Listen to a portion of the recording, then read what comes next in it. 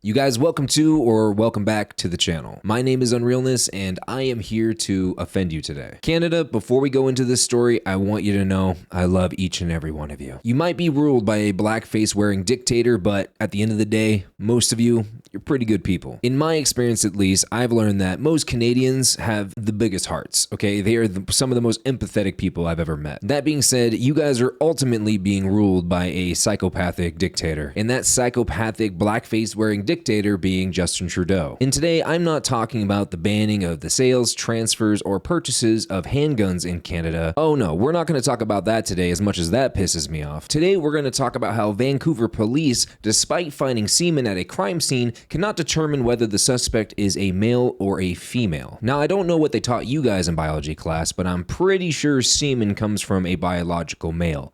A man. Metro Vancouver police say they don't know whether sexual assault suspect is male or female despite semen evidence. The Metro Vancouver Transit Police say they don't know if the primary suspect in a SkyTrain sexual assault is male or female despite having recovered semen during the investigation. On February 8th, the Transit Police issued a press release pleading for help to identify the suspect. While photos and videos showed what appeared to be a male with long hair, some basic information on the suspect was curiously omitted from the release. No pronouns were used and no information on the suspect's sex was included, which I find to be pretty strange because these people want to argue that someone's pronouns is not correlated to their sex. But constantly, I'm seeing articles that are completely contradicting to that because these people do not want a separation between the terms gender and sex. They want them to be conflated. Now, instead of going through the rest of the article, which I will leave linked in the description down below if you're curious to read on a little more, it's not very long to be honest with you, I want to hop into this video from Redux in the Publica, where a reporter talks to the Vancouver Transit Police. Hi, my name is Amy Ham. I'm a journalist, and I just saw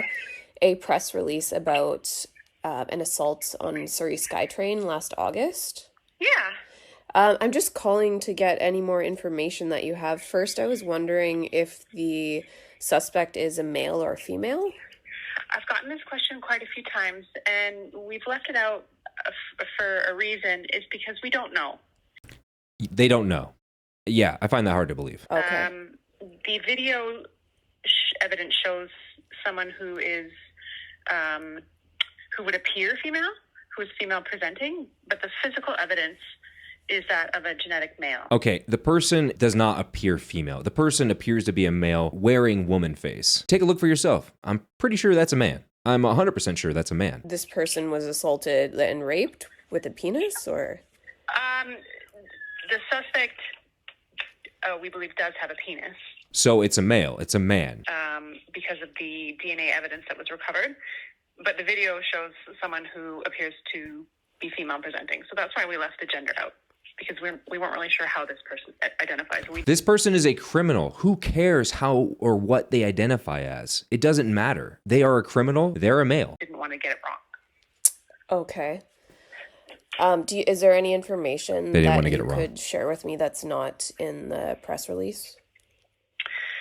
So the investigation is quite complicated, and we've omitted some of the evidence to preserve the integrity of that investigation when it does go to court.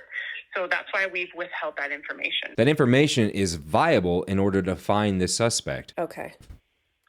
So I would love to give you every detail, but I simply can't. The problem here is in Canada, if you misgender somebody, it is illegal. I want you guys to remember that the United States of America is the only country that has a true freedom of speech. Misgendering in Canada has landed some people in jail. So for those who live in the US, such as myself, I want you to remember the next time you go onto some website such as X and you get into an argument with someone who lives in really any other country. This is just to let you know that it is pointless to get into a heated debate with somebody who lives in a different country than the United States because they cannot actually say certain things. So even if you somehow miraculously convince somebody of your position, it is more than likely that the person you're talking to could never admit that. Now back to the story. If a person leaves behind semen DNA as evidence, I think it's pretty much a cut and dry case that this was a male who attacked somebody. This is not up for debate. I do not care what this person identifies as. This is a male. This this is a man who likes to dress as a female, a very unconvincing female. But because of the Canadian legal system, we cannot misgender this person, even though they're clearly a man. And omitting certain evidence is the reason why this person probably will never be caught. And even if they were to be caught, they are likely to end up in a female or a woman's prison as a rapist. But with that, you guys, that is the story. Those are a few of my opinions, and I, of course, want to know what you think in the comments down below. And as always, do not forget to hit the like or the dislike button, subscribe to the channel, hit the notification bell so you hopefully get notified every time I post a new video. Peace.